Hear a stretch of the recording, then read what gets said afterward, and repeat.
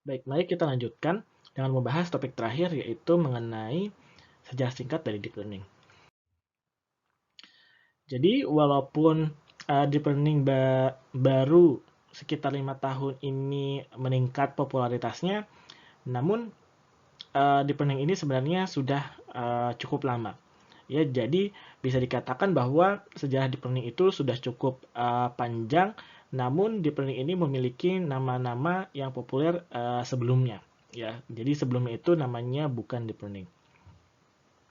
Lalu pada saat yang sama, deep learning ini meningkat popularitasnya di 5 tahun terakhir karena jumlah data yang makin banyak dengan digitalisasi dan juga infrastruktur yang memadai, terutama dengan banyaknya atau jumlah dari GPU yang bisa dipakai untuk pelatihan deep learning. Secara singkat, sebenarnya perkembangan deep learning sudah dimulai sejak pada tahun 1940-an. Namun, sejak saat itu, deep learning memiliki nama yang berbeda-beda dan juga popularitas yang naik turun. Ya, jadi pengembangan deep learning bisa dibagi menjadi tiga, yaitu pada awal-awal tahun 1940 sampai 1960, lalu kemudian pada tahun 1980 sampai 1990 sampai dengan pada tahun 2006 sampai saat ini. Ya, pada tahun 1940 deep learning memiliki nama cybernetics.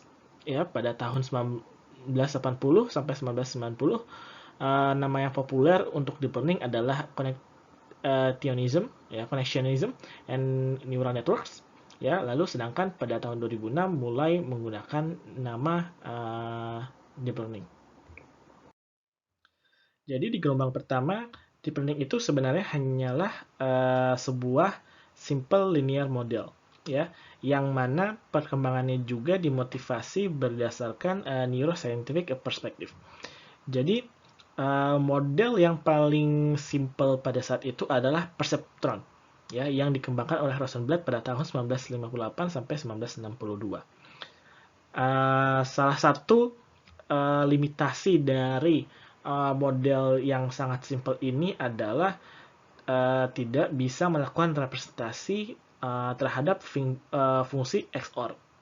Ya, jadi walaupun fungsinya itu mirip ataupun sifatnya itu mirip dengan sebuah neuron dari yang ada biasa pada otak manusia, namun kemampuannya masih sangat terbatas. Dan itulah sebabnya uh, gelombang perkembangan deep learning itu kemudian terhenti pada tahun 1960-an. Lalu pada tahun 1980-an mulai muncul gelombang kedua dari pengembangan deep learning, di mana deep learning memiliki nama yang lebih populer dan disebut dengan neural networks. Nah, ide utama dari neural networks adalah menggabungkan perseptron yang sebelumnya sangat terkenal di gelombang pertama deep learning. Disitulah kemudian banyak sekali studi mengenai bagaimana caranya melakukan optimasi terhadap neural networks ini. Salah satu contohnya adalah backpropagation algorithm, ya, pada tahun yang dikembangkan pada tahun 1986 sampai 1987. Di sini juga muncul, ya, pengembangan LSTM atau long short term memory dan juga distributed representation. Nah, gelombang kedua ini bertahan sampai dengan tahun 1990-an dan salah satu sebab turunnya popularitas deep learning pada saat itu adalah karena banyak sekali perusahaan-perusahaan yang memberikan janji-janji manis dari pengembangan deep learning, namun janji-janji tersebut tidak bisa direalisasikan, ya. Jadi bisa dikatakan pada saat itu industri memiliki unrealistically ambitious claims, ya. Jadi sesuatu yang sebenarnya sangat sulit kemudian dikatakan bisa diselesaikan dengan deep learning, namun ternyata pada saat itu tidak bisa diselesaikan menggunakan deep learning. Selanjutnya ada gelombang ketiga perkembangan deep learning, yaitu adalah yang sedang kita alami pada saat ini, ya. Jadi perkembangan deep learning gelombang ketiga ini dimulai pada tahun 2006 pada saat mulai dikembangkan apa yang disebut dengan greedy layer wise pre-training dan juga convolutional neural networks.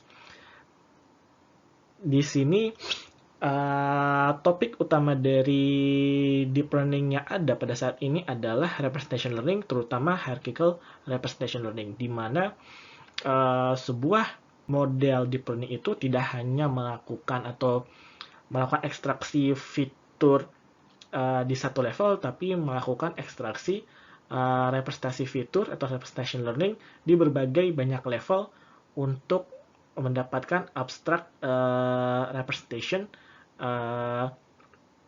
di sebuah model deep learning. Nah, topik mengenai sejarah dari deep learning ini sendiri sudah ditulis dengan sangat baik di chapter 1 buku deep learning, ya. Sehingga saya sarankan untuk membaca untuk mendapatkan latar belakang dan motivasi dari perkembangan deep learning ini. Baik, sekian materi untuk kali ini mengenai latar belakang dan juga motivasi pengembangan deep learning. Kita ketemu di materi selanjutnya.